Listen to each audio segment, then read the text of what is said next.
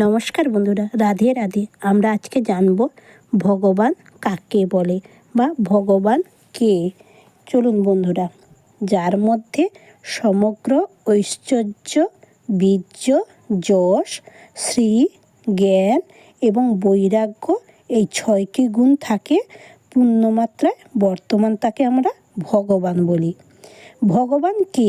শ্রীকৃষ্ণ হচ্ছেন স্বয়ং ভগবান, যার থেকে সমস্ত বিশ্ব ব্রহ্মাণ্ড সৃষ্টি হয়েছে, যিনি সমস্ত বিশ্ব ব্রহ্মাণ্ডকে পালন করেন।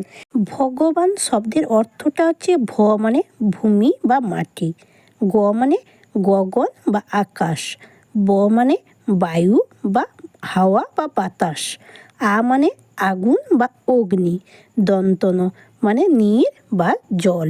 এটি হচ্ছে ভগবান শব্দের অর্থ। 4টি যুগে ভগবানকে পাওয়ার নিয়ম।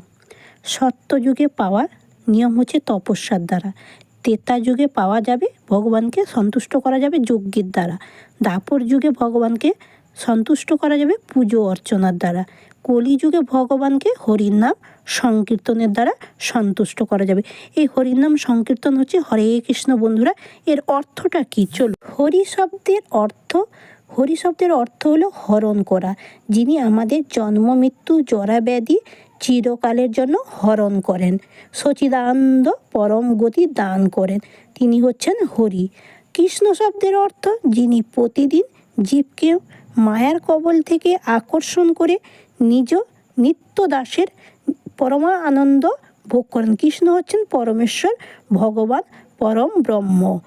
হরে কৃষ্ণ হরে রাম মহামন্ত্রের অর্থ হলো, হরে শব্দটি সংস্কৃত হরা ধাতু থেকে এসেছে, যার দ্বারা শ্রীমতী রাধারানীকে সম্বোধন করা হয়।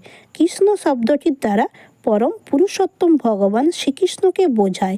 রাম শব্দ দ্বারা সর্ব আনন্দদায়ক শ্রীমান বলরামকে বোঝায়। রাধা বা রাধিকা রাধ ধাতু থেকে উৎপন্ন হয়েছে। রাধ ধাতু থেকে আরাধনা শব্দটি উৎপন্ন হয়েছে। যে ভগবান শ্রীকৃষ্ণের আরাধনায় সর্বস্ব বিলিয়ে দেন, তিনিই হচ্ছেন রাধা। অর্থাৎ ভগবানকে মন প্রাণ দিয়ে ডাকার নামই হচ্ছে ভক্তি, হচ্ছে রাধা। কলিযুগে ভগবানকে পাওয়ার সহজ উপায় হচ্ছে, সে বিষ্ণুদেবকে পাওয়ার উপায় হচ্ছে একাদশী ব্রত পালন করলে, নারায়ণকে পাওয়ার উপায় শিলারূপে পুজো করলে, সে হরিকে ভাগবত রূপে পাওয়া যাবে এবং বাসুদেব কৃষ্ণকে গীতা রূপে পাওয়া যাবে।